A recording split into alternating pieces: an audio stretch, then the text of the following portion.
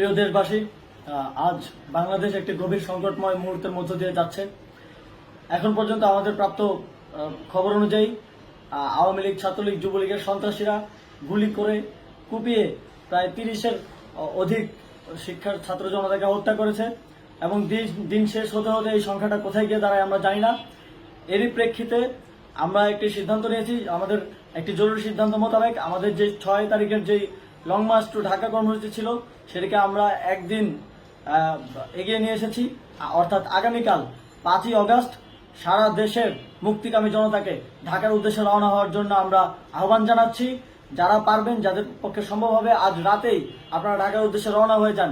আমরা আগামীকাল সারা দেশের মুক্তিকামী জনতাকে ঢাকায় আসার আহ্বান জানাচ্ছি। বিশেষ করে ঢাকার আশেপাশের যে জেলাগুলো আছে, আপনারা দায়িত্ব নিয়ে মসজিদের মাইকে ঘোষণা দিয়ে যাদেরকে পাবেন সবাইকে নিয়ে ঢাকার উদ্দেশ্যে রওনা হন। এই লড়াই আমাদের জন্য একটি চূড়ান্ত লড়াই। আমরা চূড়ান্ত ঘোষণার জন্য প্রস্তুত, আমরা গণভবনের দিকে যাত্রার জন্য প্রস্তুত এবং সেই উদ্দেশ্যেই আপনারা সবাই ঢাকা আসুন। আমরা আপনাদের সবাইকে নিয়ে আমাদের চূড়ান্ত দাবি আদায়ে এগিয়ে যাব। আমি জানি না সমন্বয়করা আজকে রাতে বেঁচে থাকতে পারবে কিনা, কিন্তু আপনাদের উপর আমরা এই দায়িত্ব দিচ্ছি।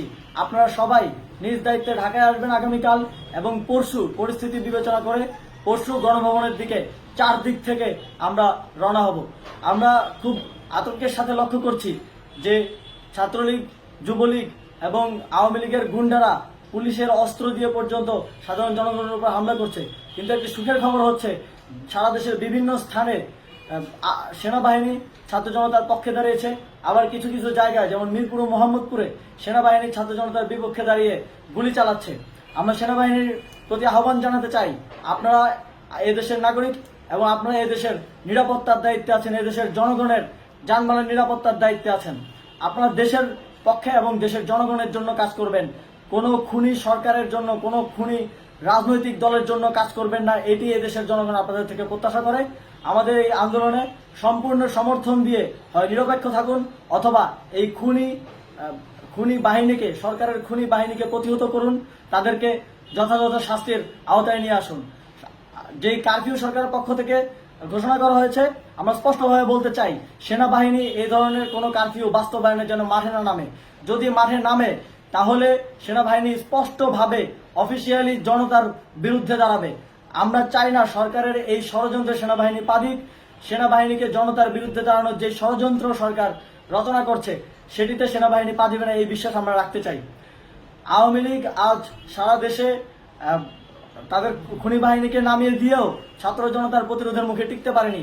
রাজপথের পরাজিত শক্তি হিসেবে তারা সেনাবাহিনী সহ অন্যান্য বাহিনীকে আমাদের বিরুদ্ধে কাজে লাগানোর চেষ্টা করছে।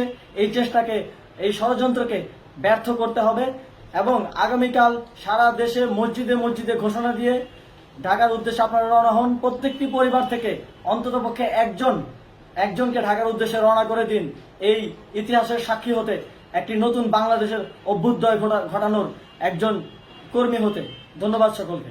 কারো কাছে স্বপ্ন পূরণ, কারো আনন্দের উপলক্ষ, আবার কারো জীবন পাল্টে দেওয়ার মুহূর্ত, কখনো জীবন বাঁচাতে সর্বোচ্চ গতিতে উড়ে চলা, কারো আবেগের শেষ মুহূর্ত, আপনজনের শেষ বিদায়ে সামিল হওয়া।